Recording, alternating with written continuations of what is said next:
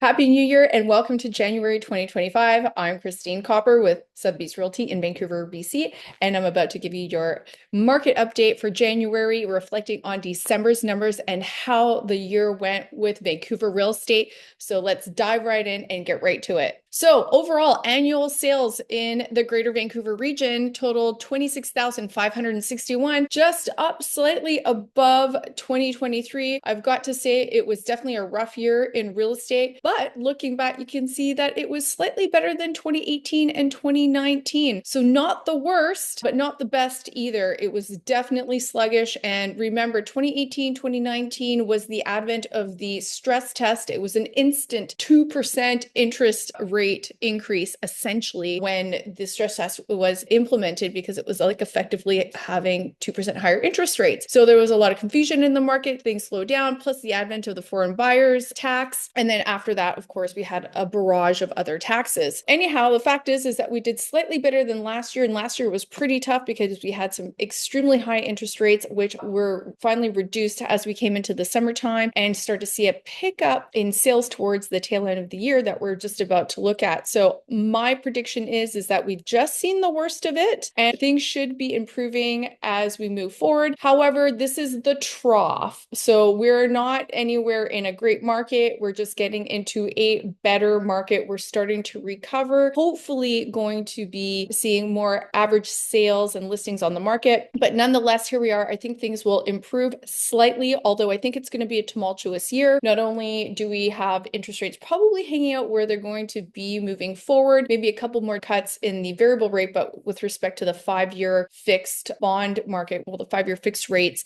I think we're probably have seen the bottom already. Of course, we have a new administration coming in down south this month, and we have some tumultuous times in our own federal government. So we'll see what the new year brings, but I am pleasantly and hopefully optimistic that we see some changes in this country and we'll see a renewal of interest in Canada and some more productivity and positivity, which will hopefully also impact our real estate market. And it feels like we're starting to see that. So let's take a look at the month-to-month sales. So as you can see, December ended off with 1765 sales. That was down 20% month over month. Not untypical for December, but up 31% year over year. So again, another strong month. We've seen 2 or 3 months now where sales are up 30% year over year. This is fantastic news as we're moving in the right direction. Sales are still down 15% below the 10-year average. So it tells you we're not quite back to their averages, but we're definitely in a much better place than being at a 25% below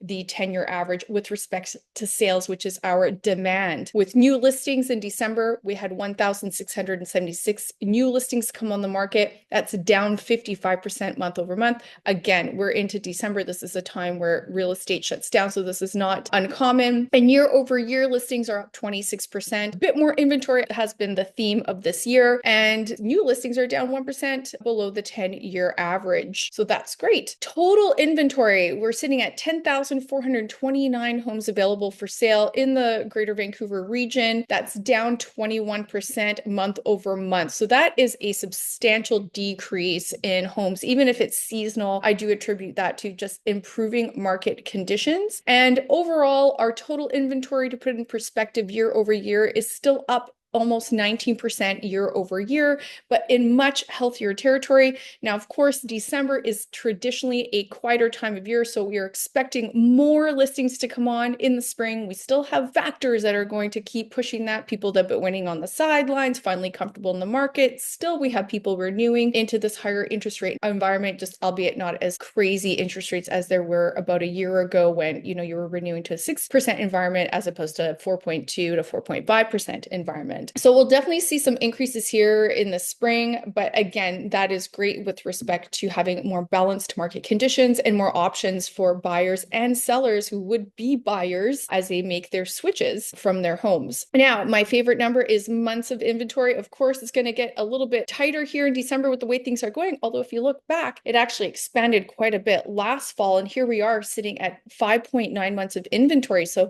down 3.3% month over month, showing that increase in these last few months of sales since October, the sales improving in October, November, and December. Overall, with a little bit of a tightening in the inventory, we're starting to also see a tightening in months of inventory. Now, for those of you that follow me or haven't followed me and are wondering what is months of inventory, it helps us understand it's a demand and supply situation. So if we're sitting at about that 6 months and above is considered a buyer's market, whereas 4 to 6 months is considered balanced, and below 4 months is considered a seller's market. So you can see we were in tighter conditions earlier this year, more balanced but close to seller's market with prices improving. And since then, we've been closer in this above 6 months of inventory range, starting to tighten that up a little bit. And you can see that prices have steadily, they've been decreasing here. Here's where we saw the growth in prices. Here is where we see the downward pressure on prices or the stability that's starting to play out as months of inventory is stabilizing. It was a very interesting year. It's starting to recover. We are seeing these stronger sales, and I'm very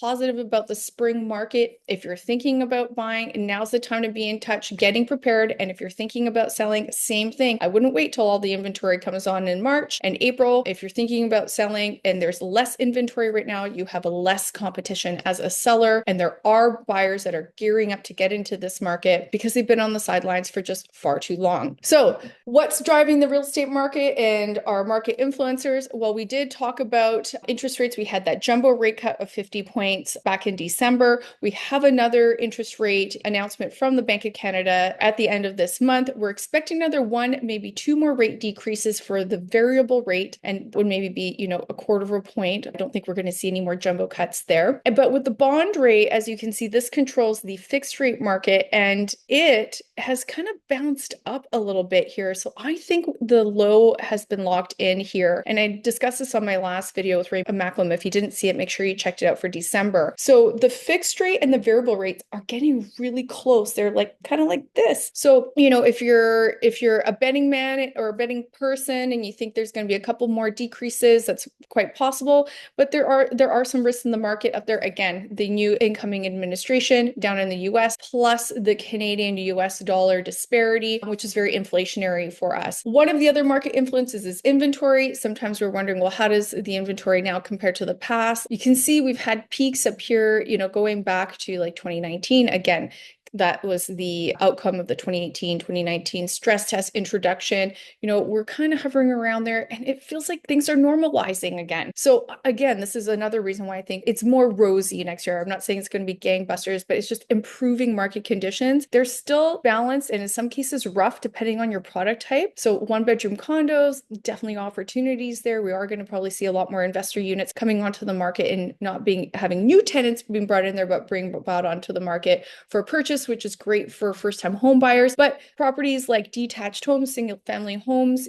they're in hot demand because, well, everybody aspires to having a backyard and a home and not just being in a condo. So, and of course, all the developers with the multiplex and all that are also seeking that type of inventory where it works. So, it depends on your market segment, but we're looking here globally, like we're doing okay in terms of inventory. It's improving. We had a lot of inventory, and I think if sales start to increase, we're going to see a tightening here, and that's going to help not just stabilize prices as we've seen in many of the market segments, but probably put some more upward pressure on them. Overall, our monthly GDP, well, it was actually down a little bit. So it slipped and didn't meet the Bank of Canada's expectations. So again, we're like a third quarter of negative GDP. Unemployment rate is ticking up a little bit in BC, down overall in Canada. BC retail sales seem to be strong, but overall the economy, I would say, while the slides indicate what they do, I'd say it's starting to weaken. We have been in negative GDP, and without the immigration that we've seen over the last couple of years, it's tough right now.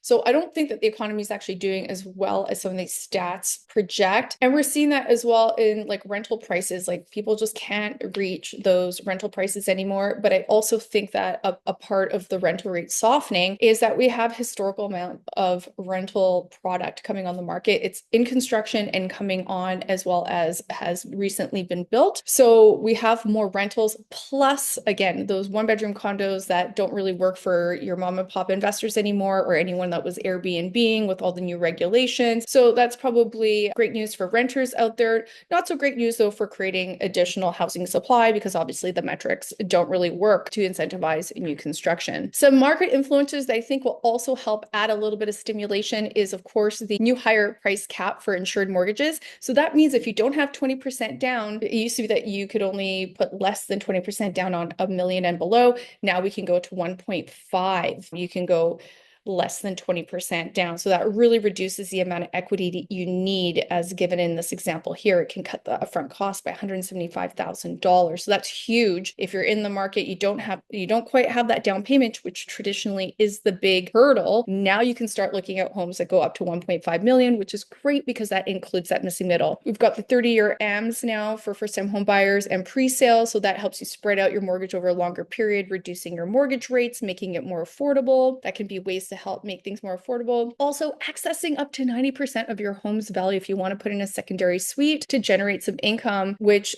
also allows you to do this with insured mortgages, so better interest rates. And you can see the math here. Like if it costs you $50,000 on a 25-year AM at 5%, it's only $300 a month to generate some additional revenue from your home. So it's a great way, especially if people are trying to get into the market. Sometimes first-time house buyers are looking for that rental suite. If there isn't one there, you could potentially leverage this program. Again, another way to help influence demand in the market, and also helps you sell your property if you're a seller. We do have the introduction of the new BC flipping home tax. It's just another tax. There's only 3% of the market is flipped, and usually it's because of life changes, but you do need to be mindful of this. If you're completing on a property that you thought you were just going to sell right away, now you want to just recognize that there's a new tax if you have a gain. Of course, you can go sell your property, and if there's no gain, there's no tax. But if there is a gain, you will be giving a lot of it to the government in addition to all the other taxes that exist, like the federal flipping tax, and if capital gains taxes apply as well. So that's just something to be aware of. And one other thing to note is, while there was the announcement of the increased cap on capital gains tax, being what has transpired with our federal government recently, that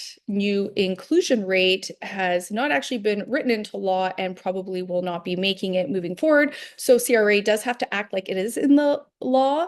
And once we figure out what's happening here with our government, if it's not actually confirmed to be written in, then you will get your money back. So something to think about as you're preparing your taxes. That's it for this month's market update. Thank you so much for tuning in. If you like what you've heard, make sure you like and subscribe to my YouTube channel, my Instagram, sign up for my newsletter, and we'll definitely be producing a lot more content this year. It's one of my goals. So I look forward to seeing you, and let me know what questions you have. Thanks so much for tuning in.